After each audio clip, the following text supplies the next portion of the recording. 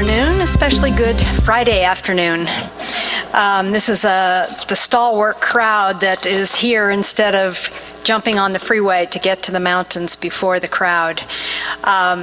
If you have questions during the talk, please raise your hand, and we might, well, I guess we don't have a microphone, so we're going to ask you to say your questions very loudly. I will try to repeat them for the rest of the audience. I will also leave time at the end, so we have time then for questions, but if you have a pressing question during the middle of the presentation, I don't mind as long as you can ask it loudly. So, first of all, this organization would like a verbal disclosure. I have no conflicts of interest in anything I'm saying today or right now or this morning. In fact, the work we're doing for the Florida Department of Education is all a work for hire owned by the state of Florida and provided free to Florida schools. So what is the issue in early interventions? There's national data that is a cause of concern, although there's a bright bit of hope. The National Assessment of Educational Progress in reading actually showed improvement from 2005 to 2007. In 2005, 36 were below basic on fourth grade NAEP reading, meaning they could not access fourth grade text. The percentages for minorities were even higher, 56% and 58% and 56%, something like that. So they've dropped a bit, but if you look at the trend over the last, since 1992, when the current framework started, it's pretty flat, but there has been a significant reduction in the majority-minority achievement gap. So that is the good news. The percent of students who are identified with reading disabilities varies depending on your sample and your definition. 17.5% is a high end of it, and that's based on epidemiological studies looking at 30% as 30% on a 30th percentile or lower on a norm-referenced reading test. But in public schools, if you actually look at the percent identified, it's on average 10 to 12%. Although it's always startling to me, you see some schools with above 20% identified as learning disabled, and within that category, it's largely reading disabilities. So there is a serious concern about children and students' reading ability in this country. The No Child Left Behind legislation requires that students at risk for reading disability receive intervention. And our major point today is the state of the art, and what we know about reading intervention is that the best intervention is prevention. Starting very early, pre-K, kindergarten, earlier if possible, to work with children who are struggling in language development and early reading development. Now, the good news is the reauthorization of IDEA in 2004 allowed up to 15% of special education funds to be used to provide intervention to struggling readers. And when I go around schools and mention this to principals, they don't always know this fact. So it's important. Here's an important resource to use before you label a child to give them intervention help. Because in the past, you had to wait to fail, have a label put on you before you could access the funds for intervention. So this is an exciting new change in the legislation, and we all need to get the word out to the K-12 educators. I'm going to talk about a few landmark studies, of course talking about my own first, but I know it the best, that's why. This is all actually described in a book chapter that Stephanie Al-Otaiba and I have written. It's in press, and it's coming out in ProEd is the publisher. Ken Pugh and Peggy McCardle are the editors of the book, and I can't remember the title, but it should be out within about 6 months. So if you get a ProEd catalog, you might look for that, and this is pretty much a I'm distilling the chapter in this. But several studies in the past decade have informed our scientific knowledge base about early reading, prevention, and intervention. And that was based on a 30-year database of studies, mostly funded by the NICHD, National Institute of Child Health and Human Development, on the learning to read process and reading difficulties. So in our study that got a lot of attention back in 1998, we went into 8 schools that were Title I schools, meaning they had relatively high poverty rates and high percentage of students on free and reduced lunch. And we introduced a quasi-experimental study where we asked the question of what degree of explicitness in the alphabetic principle was best for instruction for Title I identified students.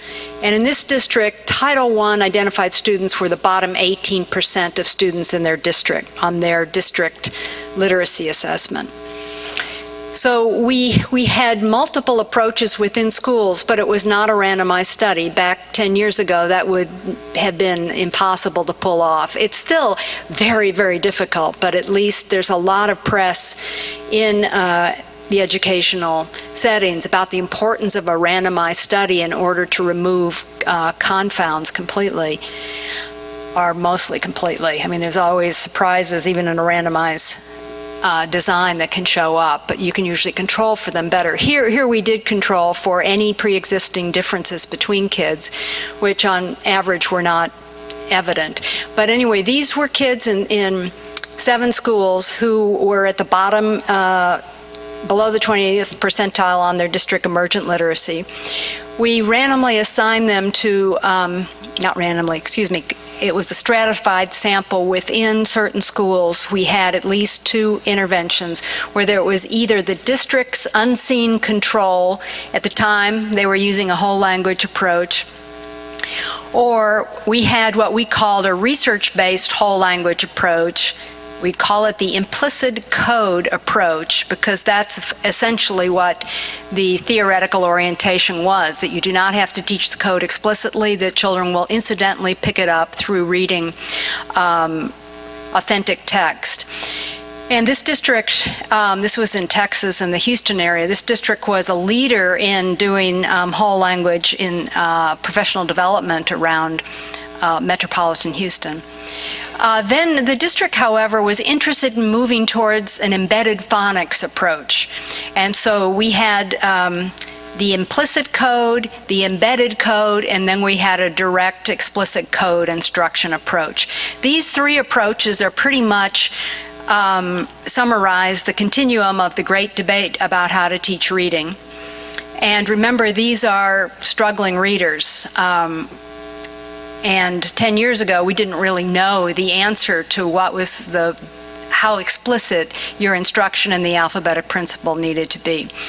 So these were real teachers, real classrooms. This was classroom instruction, and there was also some additional tutoring that went on that mirrored the classroom instruction by the classroom teachers and their reading coaches. So we did this over a school year. These were first and second graders, 285 of them. And what you see in this graph here is the rate of growth in ability to read words off of experimental word list that was based on word frequency counts. It didn't privilege any particular instructional approach. And basically the direct explicit code approach resulted in an accelerated rate of reading growth across the year, but it was only significantly different compared to the implicit code approach. The embedded code approach fell right in the middle. It wasn't significantly worse than the kids with the direct code approach, but it was lower. And when you actually graph the percent of kids who were not making much progress, you could see a whole bunch of kids in that approach with poor phonological awareness skills at the beginning of the year that didn't make progress. So what's happening with the direct explicit approach is it's actually by teaching phonological awareness and the relation of that to letters and sounds, it's boosting the children's ability to improve in phonological awareness and translate that to word reading. So this is actually an ability treatment interaction. Initial ability and phonological awareness interacts with the word, with the instructional approach of direct explicit instruction to accelerate reading growth. We had comprehension measures, but in first and second grade with such low performing kids, they don't get very far in we were using the Woodcock test, so it's so highly correlated with decoding that you really don't see much growth in reading comprehension until you're working with kids who are grade level readers or higher grades. We also looked at the kinds of instructional activities that were going on in classrooms, and this work continued for another 10 years, and actually we're still doing it. Recently we're analyzing time by activity data in bilingual classrooms. But this is data from our study in the District of Columbia Public Schools and in Houston, and these were high poverty and very low performing schools that we were working with the teachers first grade through fourth grade. And you can see, maybe you can see from some of these activities that the amount of wasted instructional time is very great. Let's see if I can pinpoint it on here.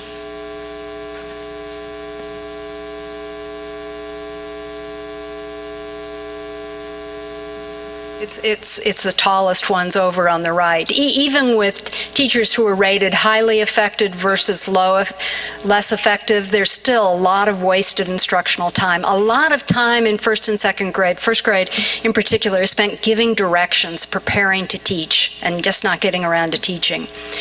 It's not surprising that in these classrooms, most of the emphasis was on word work, word-related skills. It's unsettling that so little time was spent on oral language instruction and very little time on writing instruction in these classrooms. Basically, what we were doing with our observational data is entering it into a model where we look at how these teacher-level effects of time allocation, we also had quality ratings for the time spent, and teacher effectiveness ratings. By that I mean, could they manage their classroom? Were students engaged? Were their lessons organized? We also call this sort of teaching competencies checklist. These kinds of things, do they moderate the relationship between initial status, which is the skills students bring to the classroom at the beginning of the year, and their end-of-year outcome? And unfortunately, most researchers know all too well that the initial status predicts sometimes as much as 80 to 90% of the variation in outcome scores in reading comprehension. In this study, at least because we were working with the teachers in professional development, we got that relationship down to 30 to 50%. But it's the biggest challenge that we have, and the only way to really resolve it is to start earlier, working with children and their families to help bolster the emergent literacy and language skills that underlie reading. Now, another landmark study was done by Joe Torgeson, my colleague at Florida State, Florida Center for Reading Research, and many of you may be familiar with this study, but it's important to sort of mention it because it really was a landmark in how we think about reading intervention. So he was looking at older students, about average age of 10, and he introduced the Lindemood, the LIPS program, and something he called embedded phonics, which is different from the way I use that term, because for Joe's program it meant really an eclectic approach of best practices.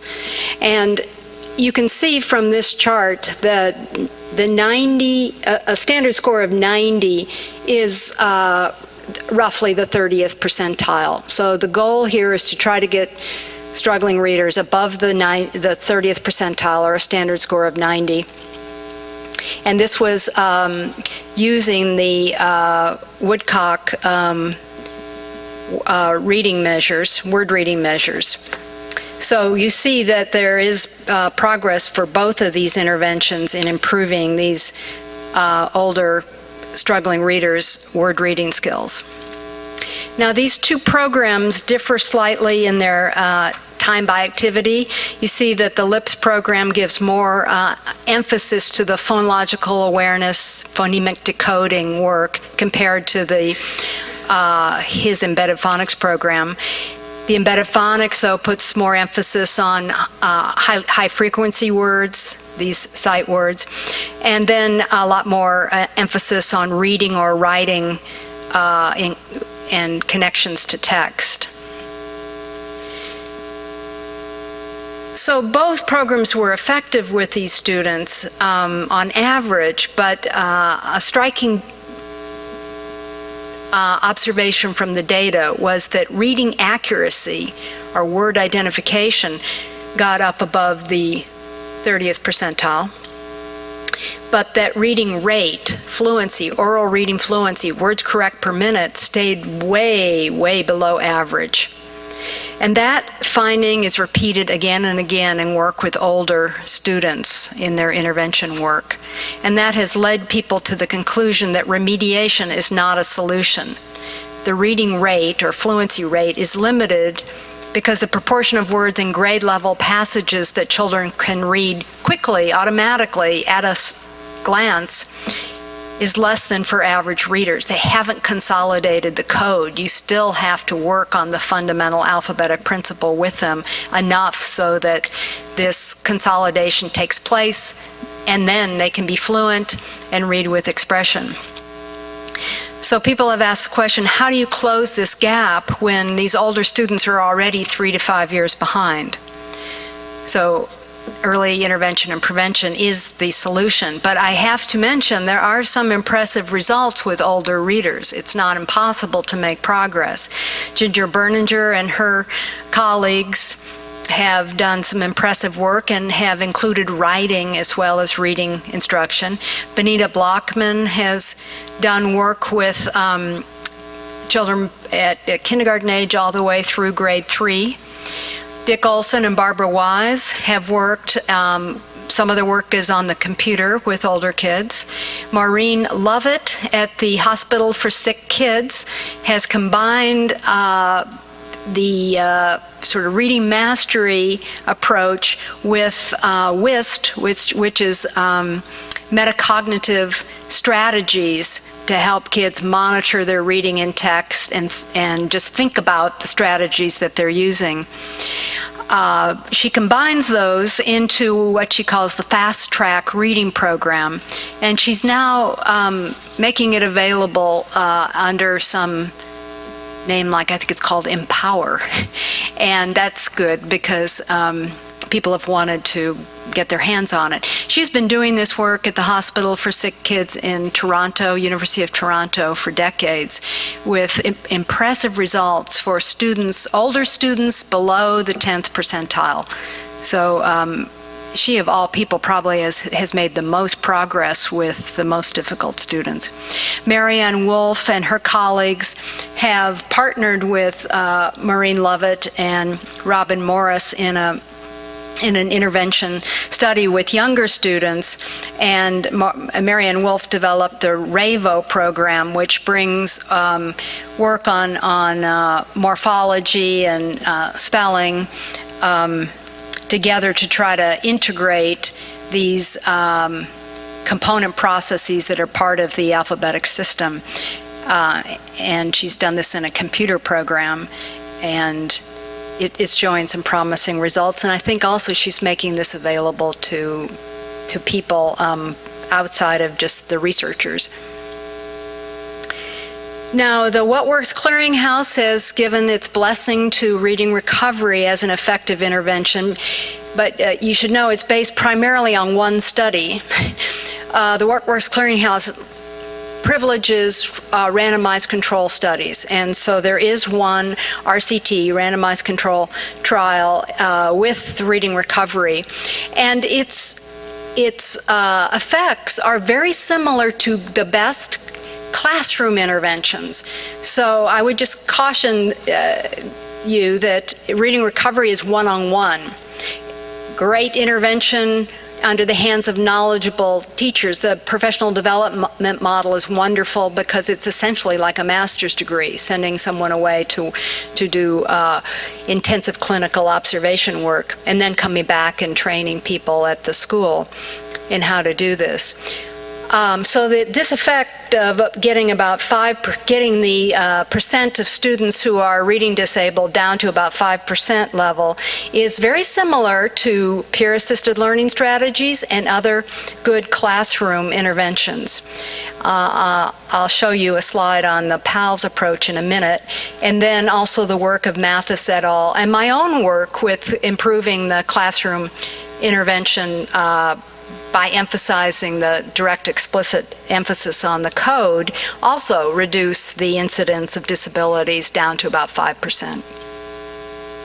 So peer-assisted learning strategy is a very cheap intervention. I highly recommend it for classroom teachers to use to answer the pressing problem of how can you possibly ask me to work with small groups, because what do I do with the rest of the kids? That's a question you hear again and again.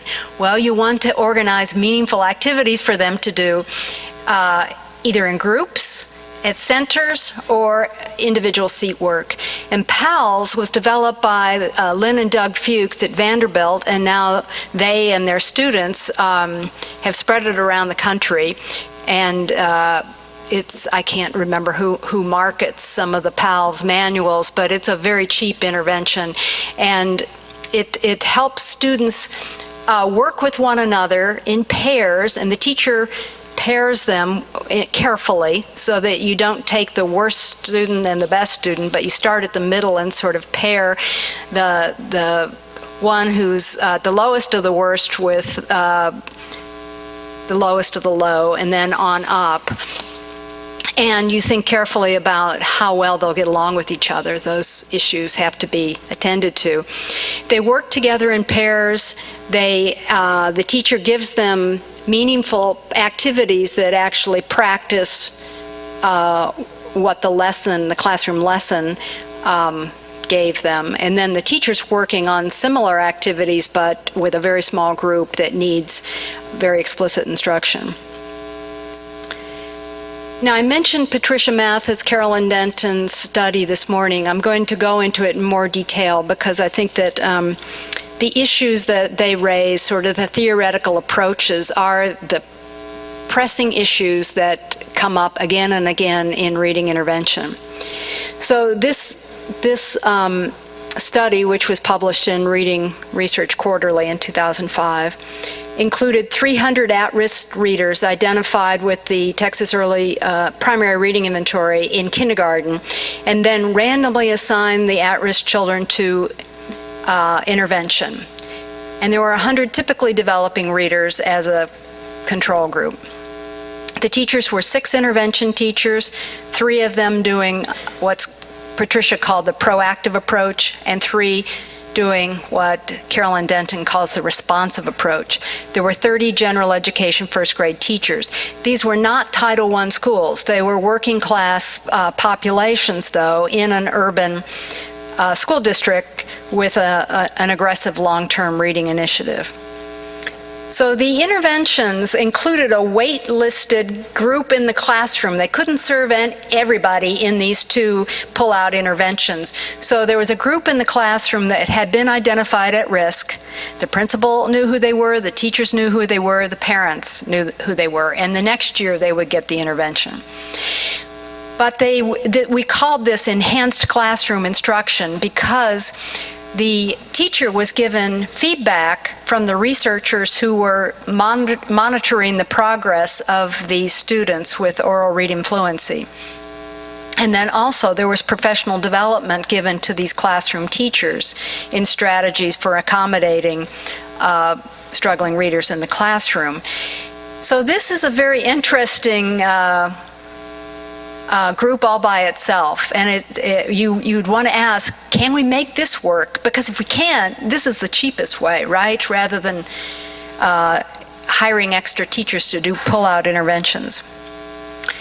So first of all, these two pull-out interventions, the proactive, which is now available as an early reading intervention, I think it's the name of it, that Patricia Mathis and Joe Torgerson brought out. And the responsive approach is also available through, I can't remember, maybe Soper's West. They were 40 minutes, 5 days per week, all school year long for 30 weeks. 1-to-3 student-teacher ratio, taught by certified teachers. I mentioned this morning they were school district employees, but we handpick them, supervise them, and dismiss them if they weren't doing well. I'm not dismiss them as teachers, but from our intervention. I say our because this study took place at the center in Houston where I was the director, but this was actually a funded research study that Patricia and Carolyn had funded by Institute of Educational Sciences in the U.S. Department of Education. And they've subsequently scaled these interventions to many, many schools in Texas. Importantly, these interventions were provided in addition to the enhanced classroom instruction.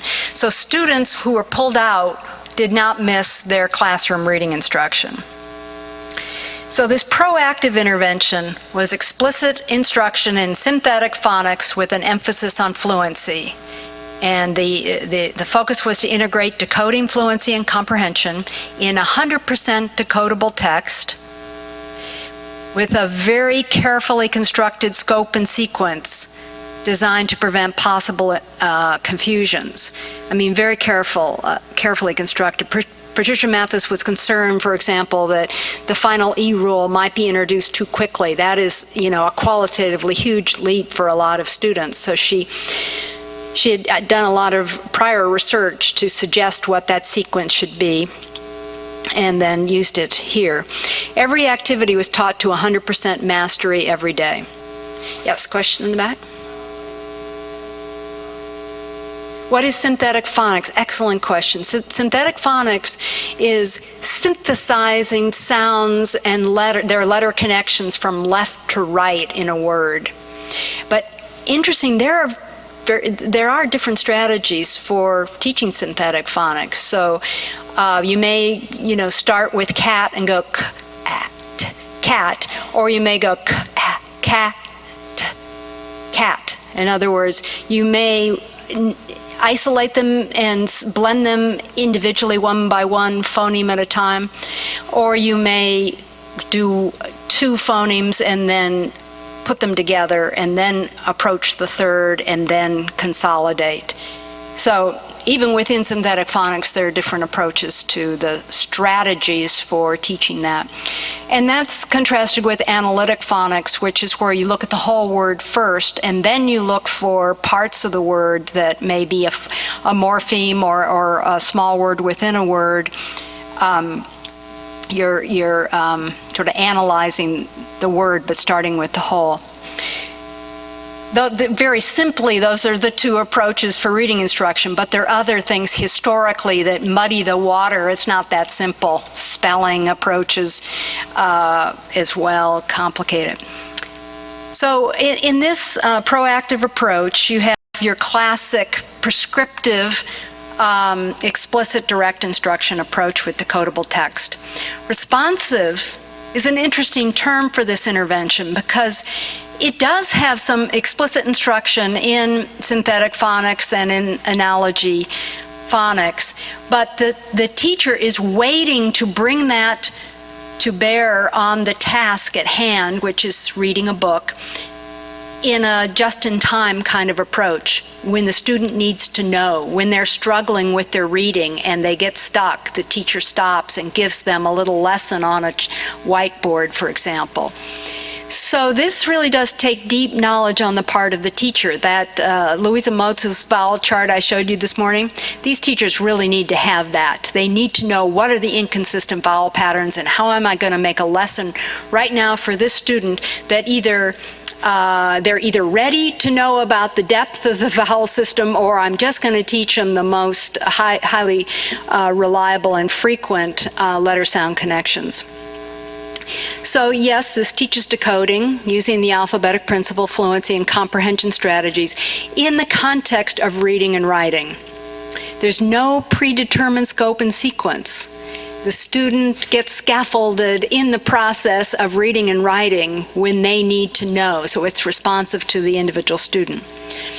Level text rather than decodable text is what's used, and the term level text is it's a subjective term. It's basically the idea of teachers saying this text is easier in this text because it has fewer words, more pictures, it has more high-frequency words. Its syntax is easier, but it's not really a quantifiable notion. In the idea with decodable text, you can actually quantify it. It's looking at the letter sound patterns actually taught and then practiced in the text. The responsive intervention also has fluency work with repeated reading, word work, supported reading, and supported writing.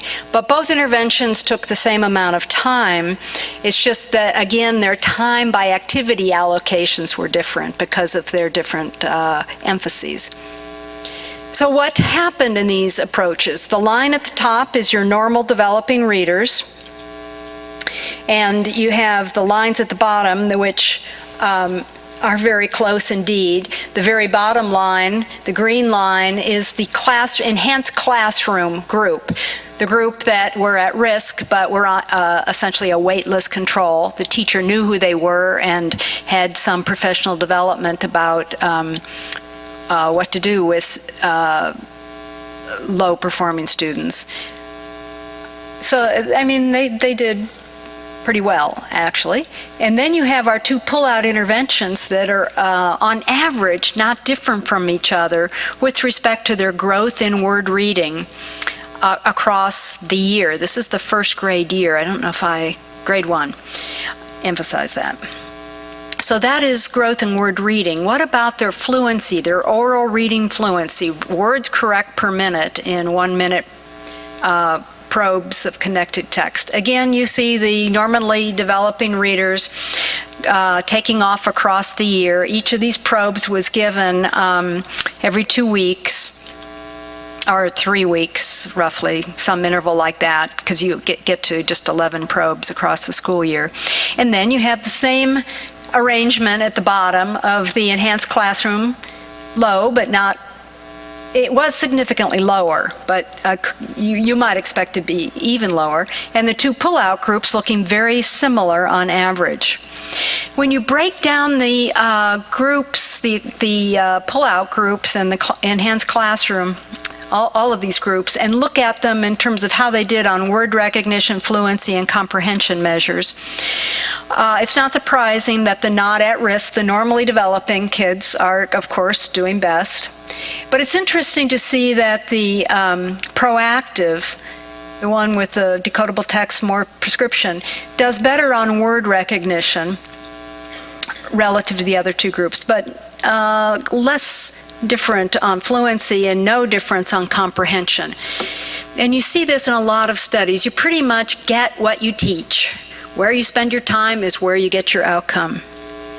Now these are frequencies, and I'll talk a minute about average differences, or not average, but proportional differences. Yes? Foorman, would you say that in all four of the groups, both from those responses, the classroom and proactive, that the teachers entered this study with a similar depth of understanding of No, and that's a very good question, because the pull-out teachers were hand-picked. They were certified teachers in the school district, but they were hand-picked by us and paid on a reimbursable contract with the school district, whereas the classroom teachers were the classroom teachers. They were not hand-picked. We did professional development with them, but they did not have the depth of knowledge. So that's why, again, why I'm surprised that the enhanced classroom group did as well as it did. They did enhanced means they had professional development. They had the results of the fluency probes given to them. They knew who these kids were that were at risk but in a waitlist control. And I mentioned this morning we actually had a brain imaging component of this study for parents who gave permission. And the at-risk children identified in kindergarten showed that signature I talked about of more right hemisphere engagement when shown letters. But then after the interventions in first grade, you see the signature switch of a reading brain becoming engaged with the linguistic properties of these letters and words, and showing the temporoparietal activation and Broca's area engaging in the phonological processing. That is in Akisimos 2006 in Journal of Neurology. I showed this slide this morning, but this is specifically for these students in this intervention. With primary only, meaning the classroom intervention only, 15 out of 92, or 16%, or if you looked at this as a percentage of the school population, 3% were improved to get above that cut point of the 30th percentile. So just good classroom instruction did something for 16% of those children. If you added the secondary intervention, which were the pullouts, to the primary, then for proactive, 1 out of 80 remained, these are the percent of children who don't respond, because I put it in this language because we're interested now in response to intervention and the non-responders. So the primary only, it was 16% were non-responders, or 3% on a school-wide basis. Primary plus secondary intervention, proactive, got to less than 1% were non-responders, and 7% for responsive. So what I showed you before on the slides were averages. This was parametric statistics based on averages. But if you actually look at the percentages below that cut point of the 30th percentile, you do see some qualitative difference in these two interventions. And if you asked Carolyn Denton and Patricia Mathis about this, who were those children who were non-responders, they would tell you they're children who had attentional difficulties. And with the responsive group, it's also a matter of the depth of the knowledge of the teacher. So there were some, you could call it fidelity issues, of whether the teacher was able to seize the moment and really work with the child to fully understanding the issue at hand. So there are slight differences there, but you still see that that's quite an impressive reduction of non-responders. Now there was a follow-on study. A tertiary intervention, if you will. So these students finished first grade, and there were still quite a few of them who were still below the 30th percentile and candidates for further intervention. So Carolyn Denton designed a study that came out in Journal of Learning Disabilities in 2006 that had this design. She took an intervention that focuses on the alphabetic principle, phonographics. She took an intervention that focuses on fluency, read naturally, and she put them in a sequence of first phonographics for 8 weeks and then read naturally for 8 weeks. And in order to compare the two to each other, she had a round 1 and a round 2, so she could compare read naturally when this group was getting phonographics. So you can see comparisons across these rounds of data collection. These students were in second grade, and they were looking at 80 hours of intensive intervention in the first part of second grade using these two interventions in a sequential format. Interestingly enough, this shows you the gains in the basic skills standard score on the Woodcock-Johnson. Basic skills is reading. It's a combination of letter word and word attack. During the 16-week intervention, and you have a line drawn here at essentially 7 or 8 gains in standard score points. And you see that there are a lot of students, 27 altogether in this. About half of them were above that cut point. That was really an arbitrary cut point, just to show you that there are a substantial number of students, including one, who made negative gains. This is a very difficult group. You're talking about students below the 10th percentile who have a myriad of problems, and we have one superstar here, but in general, it's very hard to budge their reading progress, even with this was up to 2 hours a day of intensive reading intervention with those programs. So significant improvements in decoding, fluency, and comprehension were realized after 8 weeks of phonographics. A small to moderate effect of read naturally on was apparent only on fluency outcomes, and perhaps that was due to the need for more decoding before the read naturally. In other words, maybe the alphabetic code hadn't been consolidated, so a future study could test that hypothesis. 7 of the 27 students performed at or below the 30th percentile on the Woodcock-Johnson basic reading after 16 weeks of daily 2-hour intervention. And non-responders with Tier 1 and Tier 2 were, it should be less than. So there were more non-responders if you just did Tier 1 alone. Sorry, that's not worded very well. So in other words, a third level of intervention certainly was better than not having it, but the performance wasn't what we hoped with this bottom, this group of students in the bottom in the 10th percentile and lower. We also, there was a brain imaging component of this as well, and again, those that were successful getting above the 30th percentile, you saw the engagement of the left hemisphere neural network.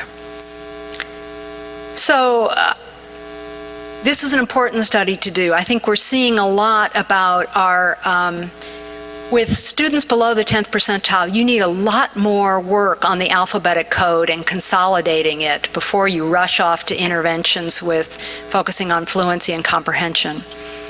Even they're finding that with adults. Yes?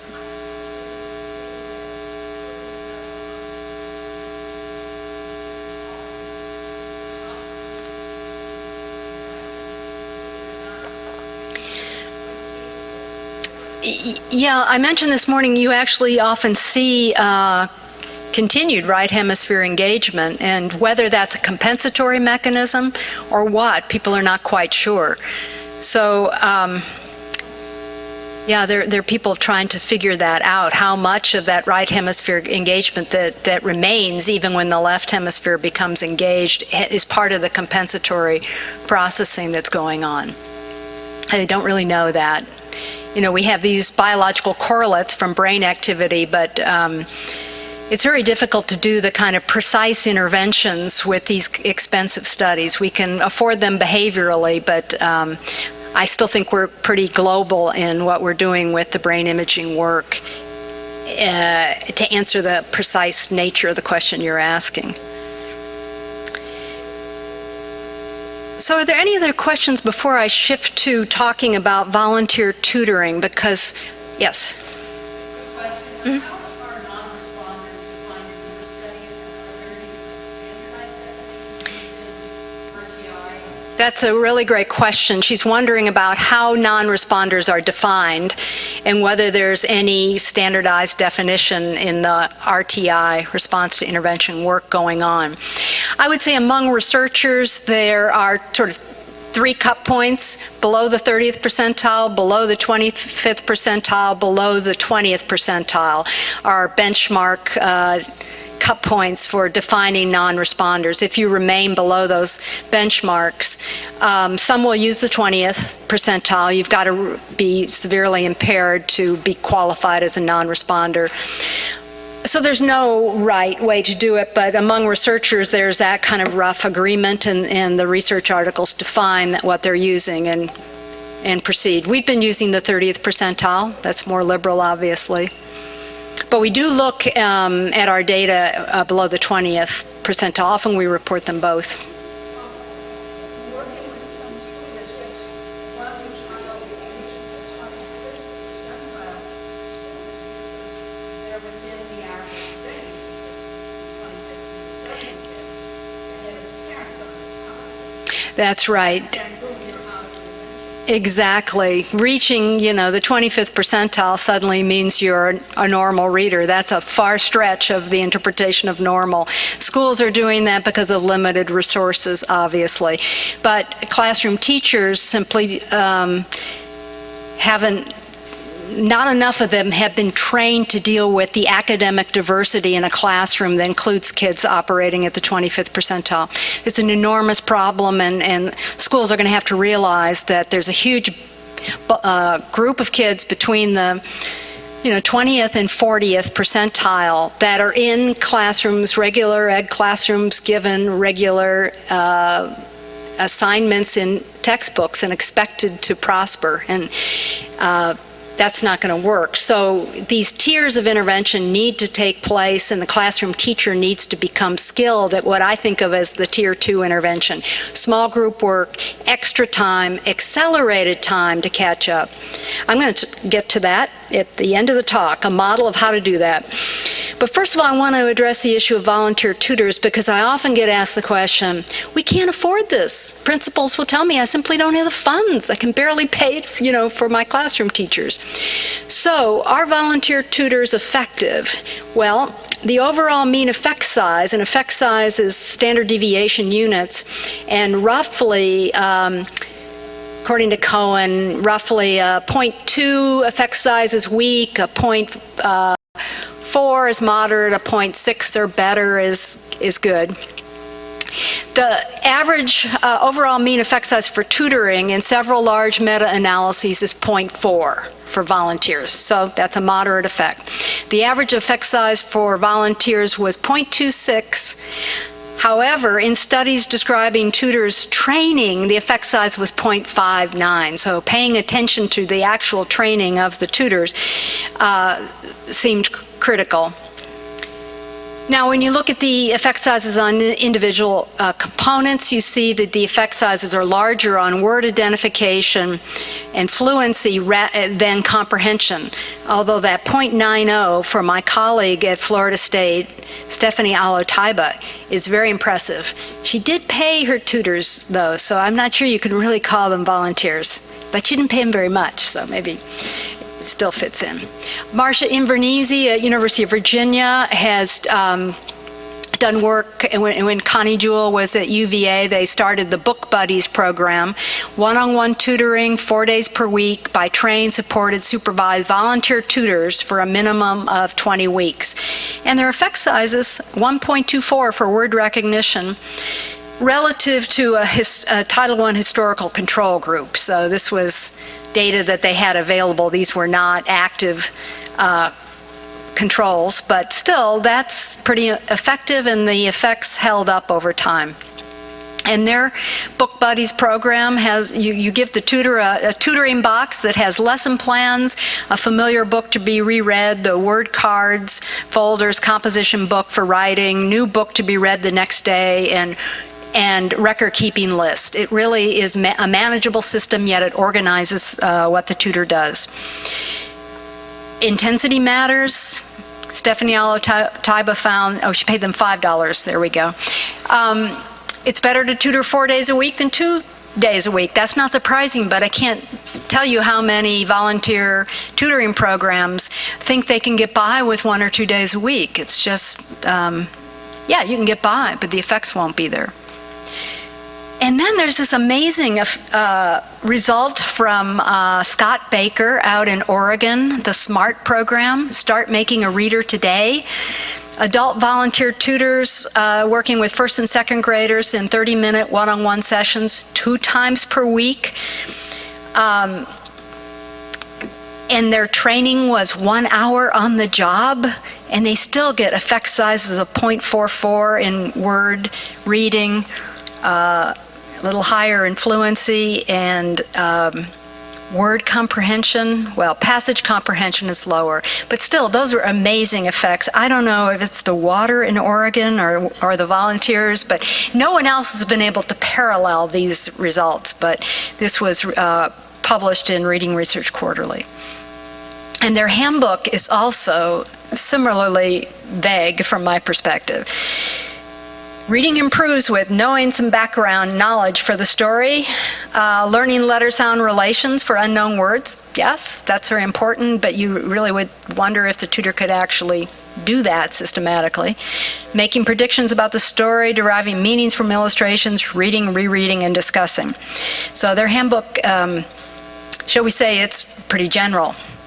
But it's there. The data is there, and Scott Baker stands by it, and it shows that that is possible to get decent effects with a much more holistic approach.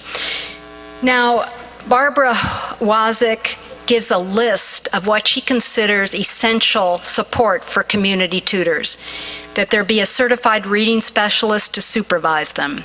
There should be ongoing training and feedback, structured tutoring sessions that incorporate basic knowledge of learning to read, consistent and intensive tutoring for the struggling readers, access to high-quality materials, reading materials that are highly engaging to the students, and ongoing assessment of the student progress. That is so often omitted. You ask a tutoring program if they're successful and they don't have a clue. Well, have you bothered to look where your students started, where they ended up, and how they did in between? Oh, we should be doing that? Yes. Evaluation is very important. And then monitoring of attendance. After-school programs are notoriously poor in attendance, and trying to improve that attendance makes a huge difference in improving the students' reading success. And then if you can coordinate this tutoring with what's going on in the classroom, you really have made a much stronger link to success. I showed this multi-tiered approach this morning. You're very familiar with that now, so I'll move on and talk for a minute about RTI, response to intervention, and get back to the non-responders issue. So what is RTI? And who is LD these days?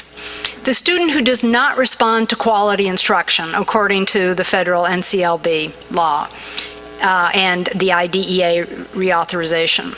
Quality instruction, we're still trying to measure it. This is an amorphous notion.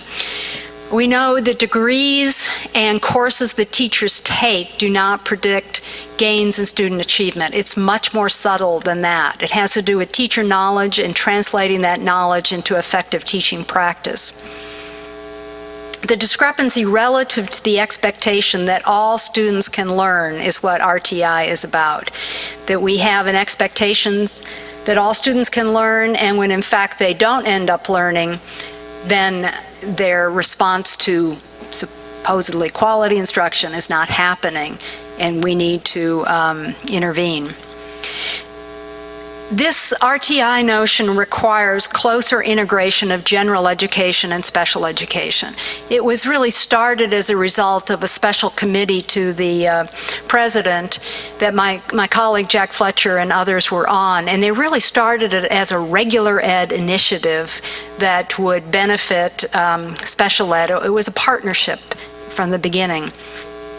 And unfortunately, as I see it played out in my state, Florida, it's becoming more and more a special ed initiative, and that will not make it successful. We need to engage the general ed teachers in this.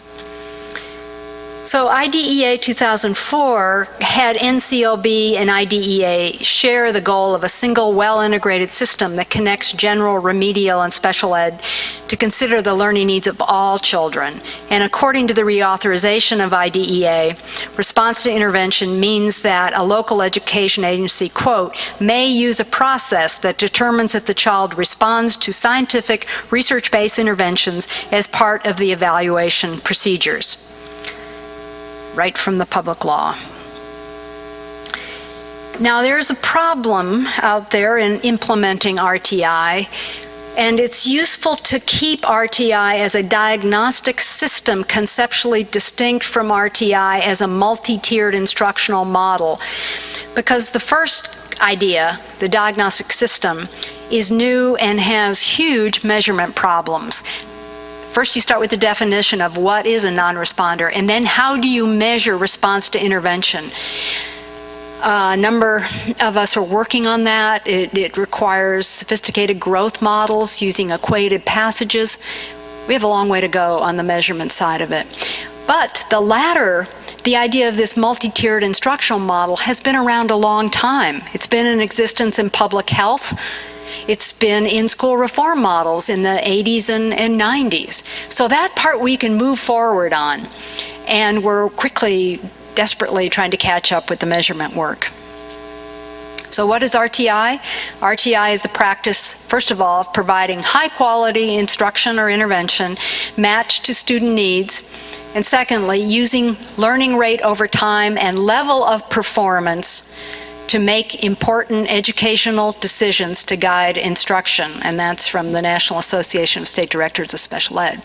And it's both growth and attainment. You know what's happening in NCLB, everyone's fighting for a growth model approach to deal with annual yearly progress, AYP. And that's good, but don't forget attainment. There are certain benchmarks of proficiency that we have to remember, and we have to reward schools for making a lot of growth, but you know, if they go from the bottom to the 10th percentile, it's really nice to also point out to them that grade level proficiency is up there, you know, at the 40th percentile and above, and their students deserve that help. Yes?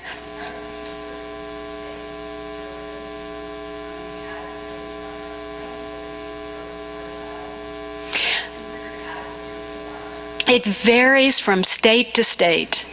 So you need to go to your state department and talk to them and find out what they negotiated with the feds. And partly this is so complicated because our state tests vary incredibly in their difficulty.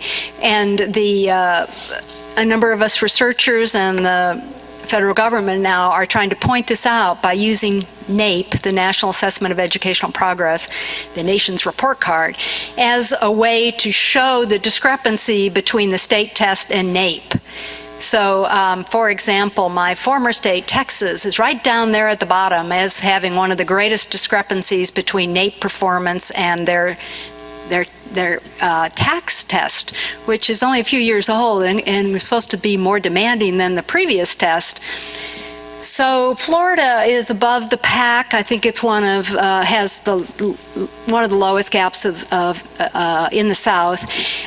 You tend to have the northern states having the most alignment with NAEP. So Missouri, I heard a great presentation from someone in Missouri about the fact that the University of Missouri has decided to ignore the passing of their state test because it was cutting down their enrollment so badly, because their state test was so demanding that they weren't getting accepted into the University of Missouri. So Missouri, Wyoming, and Maine, for example, are high. Massachusetts always been high as well in terms of its alignment with NAEP. What you need to do is look at state standards. They're available online. See how demanding they are. Look and find out, if you can, how difficult the test is and whether it's aligned with the standards, and then look at NAEP and look at that alignment. We love educational control and state-by-state control over education, but we have a system that doesn't make any sense when we're talking about national accountability with AYP. It's apples and oranges. There really should be some consistent metric. So the reauthorization of NCLB is looking at this seriously to see if they can use NAEP to strongly encourage states to ratchet up their state test and their standards. So I'm going to move faster here so we have more time for questions, but under the new system, the whole screening and referral process has changed dramatically to look at response to instruction. The three-tier model is becoming more and more of a concept for well, certainly special ed, and we're trying to train regular ed teachers about how to implement it. Improve core instruction as best as you can, then you can afford to do Tier 2 and Tier 3. Put in good diagnostic screening instruments and progress monitoring so you can inspect what you expect, and then differentiate your instruction for students. Look at growth on equated passages, and then I showed that this morning, and we've talked about that already. So the thing I want to end on is this all exists within a systemic vision, that you have the instructional core, you have teachers and students and their content embedded within what's going on instructionally in the school, various strategies for carrying out this instructional core embedded within cultural and systems, and various environmental and political realities in their district. And we're naive if we don't consider this whole context in which response to intervention has to take place. And there's a very happy story about a school district that set a goal in 1995 of within 3 years having 95% of their students on grade level. 3 years after that, they realized they were so far from realizing that goal, they had to really get serious. So that they started putting in a school improvement project that required data with good assessments, benchmarks, and normative assessments, and expert use of the data. Increased direct instructional time and additional time for those behind. In fact, they figured out how many additional instructional minutes they would need to catch up a fourth grader reading at second grade level, and they provided that time. They made that a priority. Quality instruction in small, fluid skill groups, targeted accelerated growth with knowledgeable reading specialists. Then what they did with their principals is really interesting. They had instructional conferences for all administrators. They viewed videotapes and debriefed after watching the tapes to comment on the quality of instruction. They had learning walks to observe what the purpose of the lesson was, student engagement, and they debriefed with, expert instructional people from the district. They have a 2-10 goal, which is that administrators spend 2 hours a day or 10 hours a week on instructionally focused activities. Principals spend so much time on everything but instruction. This is really remaking the principalship into an instructional leader. And then using literacy coaches at middle and high school, meeting with the principal, having professional development, conferring with teachers. A lot of coaches are sitting there doing administrivia, and it's a waste of their skills. So initial status plus growth equals outcome. I showed you that in my slide before. What the skills that students bring to the classroom, unfortunately, predicts outcome in too many cases. There isn't enough quality instruction to undo that relationship. But in Kennewick, Washington, they really changed this correlation, and they did it by training their administrators to be instructional leaders and working with their teachers to provide extra time and quality of instruction. I showed that this morning. So they also, one of the authors of the book that I referenced on an earlier slide, this is the Kennewick, Washington. It's called Accelerating Reading Growth. It's fielding sorry, it's on earlier slide, a very good little book.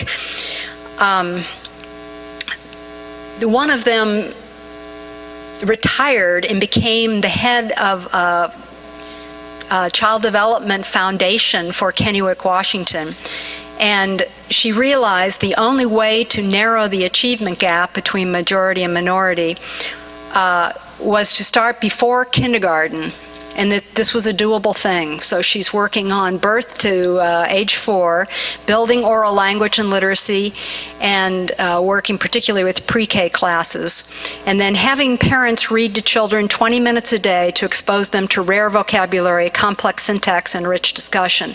This is a goal of, for example, the Reach Out and Read program, prescribing a book to parents during the well baby visit, and if possible showing videotapes in the waiting room of how to read to your baby, because a lot of parents say, why read to my child? They don't read yet, or they don't talk yet. Why talk to my child?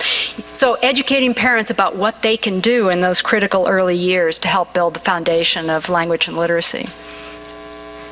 And that's the end of the talk, and now we have a few minutes for some further questions. Yes, in the back, the gentleman.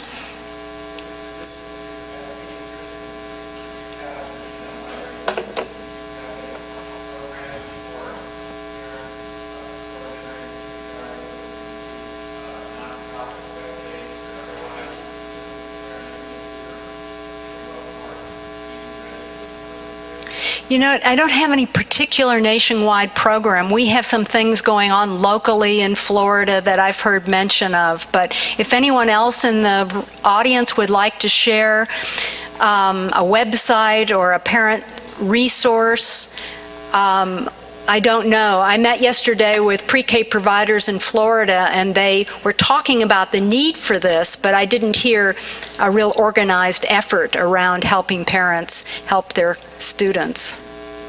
Yes, right next to him?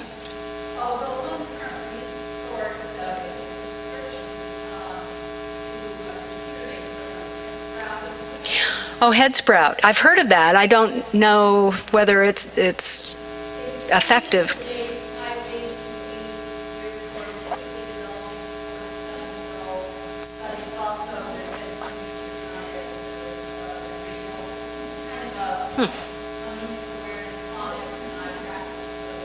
Mm-hmm. So they can do it at home, and it's like $99 Huh, okay. That's reasonable price. Yes, over back there. validity or research on that book, given dyslexia? And the other question is, we talk a little bit about developmental window for things to happen. And so with reading, is there a possibility that we're teaching reading too young? Or is it a matter of that we need to have those stepping stones in place, and we started teaching those early enough, we can have everybody. I don't know the answer to your first question about the book. Your other questions about sort of critical periods. For language learning, people used to say definitely there was a critical period for language learning, and now you hear people say, oh, not really. I know people who became, fluent in another language as adolescents, but not typically in their accent, the phonological part. So I think there's still a case for language learning having a critical period in the early years, for sure. Now, reading, less so of a case, but motivationally, yes, because you want to learn to read when your peers are learning. Otherwise, you become increasingly embarrassed and compensatory about your approaches to reading. And we saw from the interventions with the older students that fluency typically does not speed up adequately, even with intensive intervention. So starting earlier on consolidating the alphabetic code seems to be a huge help in getting over the fluency bump, if you will. We have to be careful about a careful balance between engaging a child's interest rather than directing that interest to a point of frustrating them. And there are children, well, I was talking with these pre-K providers about the incredible range of interest and ability in early emergent literacy in the pre-K classroom, and what a challenge that is for the pre-K teacher. Most of them are not introducing literacy at all, so the idea of actually introducing it in a curriculum at the pre-K level is a frightening notion to them, but that's happening in private schools. And so you have to ask yourself, are we disadvantaging children even more if we don't make the opportunity available? It doesn't mean you do direct teaching. It means that those who are showing an interest, you can have them start sorting objects into phonological categories of initial sound, and if they love that and want more, you can eventually lead them into linking letters to that. It becomes a natural progression of leading them into the alphabetic principle. And writing, starting with writing their name. The writing process is a wonderful way of reinventing the alphabet, because you're taking sounds and speech, you're segmenting them, and you're writing them down. And it's true, they won't be conventional spellings initially, but those invented spellings are a powerful way to lead into knowledge about the alphabetic system. So it's a delicate balance. You really have to look for interest and then capitalize on it. And the sad thing is when there's no one to capitalize on that interest, we've lost years. And we have seen in kindergarten a radical transformation of what children can do. And some would say, oh, well, that's because it's skill and drill and they're forced to do it. I don't see kindergartners bored. I mean, if I did, that would be a sad day indeed. But I've observed kindergarten classrooms in our Reading First schools in Florida where kids are reading short stories at the end of kindergarten, and where word reading is one of the predictors of reading success at the end of kindergarten or in our state assessments. So we have to answer this question individually for each child about the notion of when they're ready to engage in the learning to read process. But to hold them back would be a sad thing. Yes? I know that we've got studies that show that fluency predicts comprehension to a certain degree. Do we have any studies, you know, that say difficulties with comprehension predicts fluency? Yes, this is a question about the relationship between fluency and comprehension. And the question of, we have studies that show that the fluency predicts comprehension. Are there studies that show that comprehension predict fluency? Yes, to both. Fluency is a cause and a consequence of comprehension, of understanding what you read. And it's interesting, in the early phases of learning to read, the fluency as an outcome, oral reading fluency,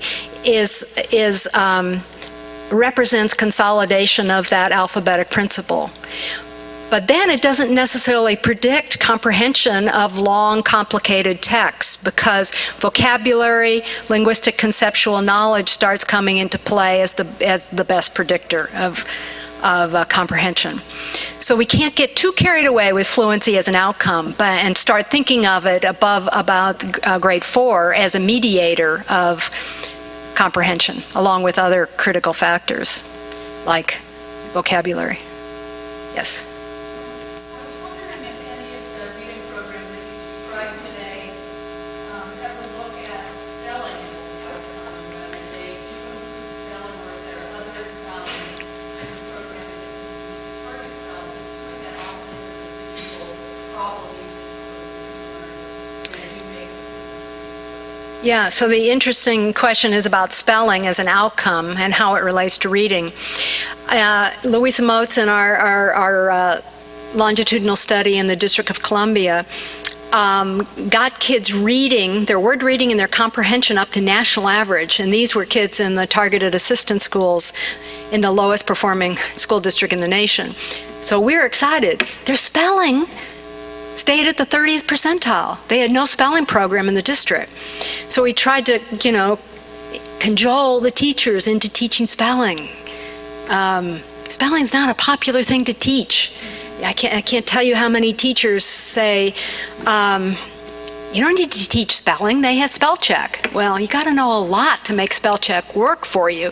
And if you don't happen to have spell check around and you're writing a resume and you misspell, you won't get the job. I mean, people pay attention to that. We also found in our work with writing that spelling, if students didn't know how to spell a word, they didn't tend to use that word, and their writing suffered from having then less rich word choice. And then also we found that the teachers who did teach writing, which is a very small percentage in this district, and those who, just sheer time spent teaching writing predicted reading outcomes very well. And then we added quality ratings of their instruction in writing, and that added additional unique prediction to the reading comprehension. Then we went a step further and looked at the interrelationship between all these literacy dimensions. And because a problem when you have research that has all these different outcome measures, all separate, right? You'll have letter word ID, word attack, spelling, rapid naming measures, phonological awareness measures. I mean, you either divide alpha and be conservative statistically, or you look at their interrelationship, their collinearity, and you model that. So we looked at that, and Paras Mehta and I have a publication in Scientific Studies of Reading in 2004 that asked the question of the dimensionality of literacy. And it's unidimensional at the classroom level.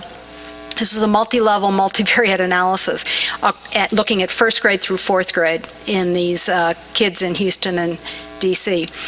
And interestingly enough, yes, it's multidimensional at the classroom level. Language measures such as the WISC information and similarities and PPVT, and then literacy levels, the usual suspects, phonological awareness, untimed decoding, time decoding, spelling, and writing probes. All of those things hung together with the language as one classroom dimension. But at the student level, they were separable into literacy and language. Correlated, but separable. And the very interesting thing was that phonological awareness lost its weight to that dimension by mid-second grade, and writing became increasingly a more important aspect of that construct. So we are neglecting writing, and spelling is part of writing. And in our fervor to have reading initiatives, we've neglected the language arts. We've neglected oral language development, which is sad because that is what's going to undergird comprehension when you read across the curriculum.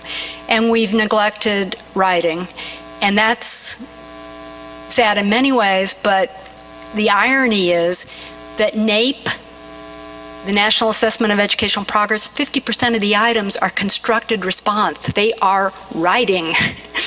And so we're actually testing reading comprehension with writing, and we're not instructing in writing. So we are really putting our students at a disadvantage.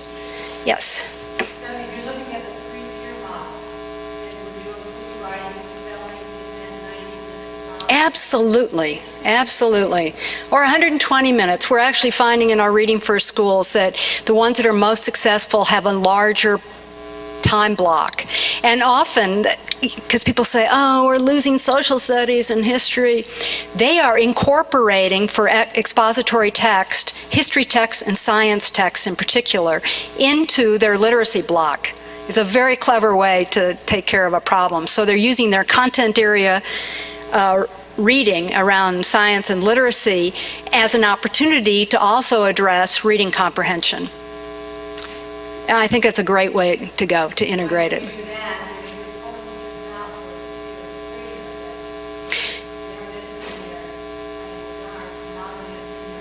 Yes. Yes, the whole scheduling conundrum, whether you have, we find actually there's no single solution. There are schools, effective schools in Florida that have a giant 120-minute block, and they're often having the more capable students working on individual and group projects while the teacher pulls a small group. So essentially, Tier 2, the teacher's doing within that classroom context. And then, if you can pull it off, which is very hard with teacher contracts and stuff, to have pullouts before school and after school, or, I hate to say it, during what in Florida we call specials. But those students really, it's sad. You don't want them to miss art or PE or something that's really important to them. So that's why, if it's possible to do after school or before school, or what we're doing in Florida, we have an extended hour.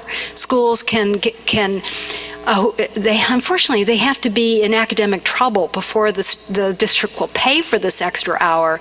But having an extra instructional hour makes all the difference in the scheduling of what you're talking about. Because you don't want, everybody needs to have the language arts. In fact, in Miami-Dade, for example, they're using their language arts with Isabel Beck's vocabulary program to add that extra focus for their ELL students on building vocabulary.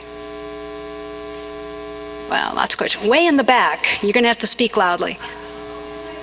Okay.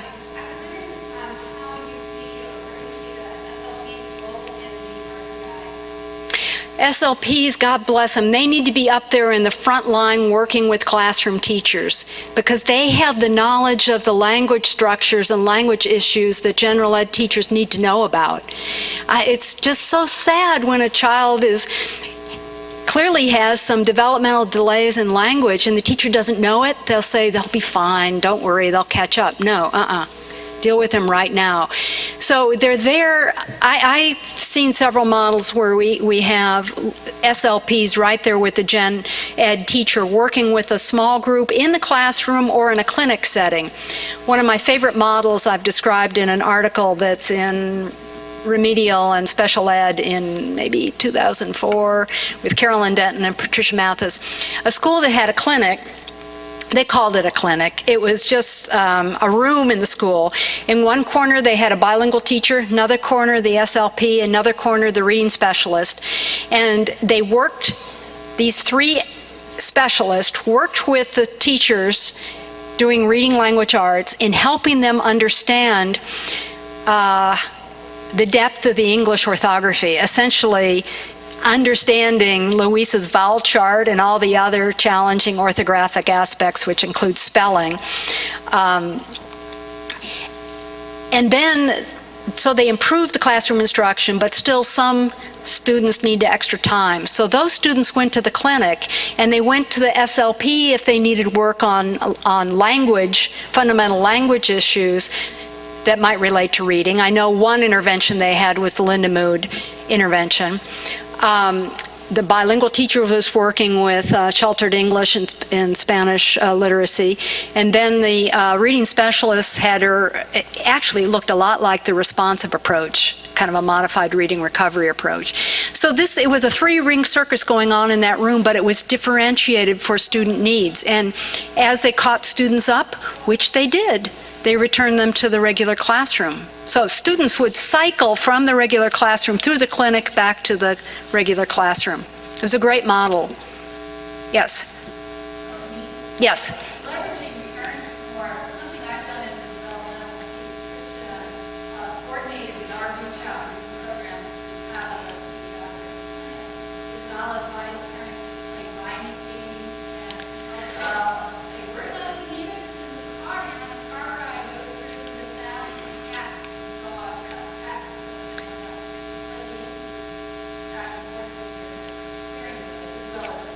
Right. There's a little book called Starting Out Right that has a lot of those vignettes and ideas in it. It was something that we developed as an adjunct to the Preventing Reading Difficulties in Young Children. And actually, in Houston, they took that Starting Out Right and did 30-second PSAs on the Spanish language channel have some ideas about, parents driving in the car. Here's some things you could say to your child while you're driving to the grocery store, I think, those are great ideas, and if we can get the media to support us in getting those messages out, it really has a powerful impact. Okay, we have time for one more question. Yes?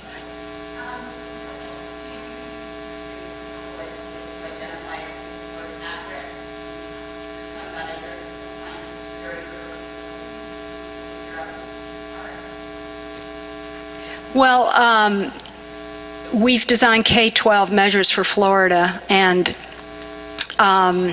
so these are new Florida assessments we've designed, and we did a item trial last year to find out what were the domains. We knew the domains from research, but exactly what were the predictors of reading success. We decided state policy was to use the 40th percentile on a norm reference test at the end of kindergarten, and the Florida FCAT test at third grade on.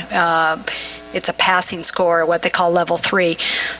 So we used what the state had set as a benchmark, and we looked at in a logistic regression equation the combination of the known predictors that we gave to kids, and it turned out that in the fall of kindergarten, it's letter sound knowledge and phonemic awareness knowledge that predicts the benchmark, which is the Stanford test, the CSAT test, word reading at the end of kindergarten. It's the same two tests at the middle of the year. By the end of the year, it's phonological awareness and word reading.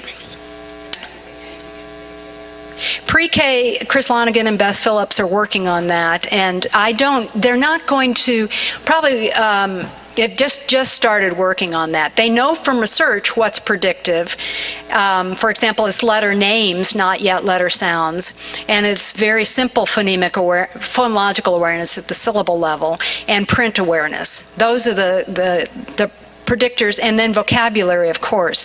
So we have an expressive vocabulary test we've developed, and they're going to have that. So their measures feed right into ours. The pre-K standards match what they are assessing as our measures are standard-based as well.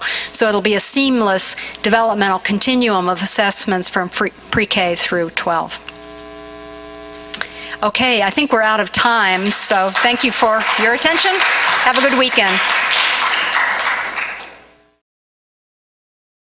The UC Davis Mind Institute began in 1998 with a promise to find cures for neurodevelopmental disorders. Every day, our physicians and researchers come closer to fulfilling that promise. Their groundbreaking research on autism, Fragile X syndrome, learning disabilities, and other brain disorders is helping children achieve their fullest potential. Please call or visit our website to find out more about current studies, our research team, and upcoming events.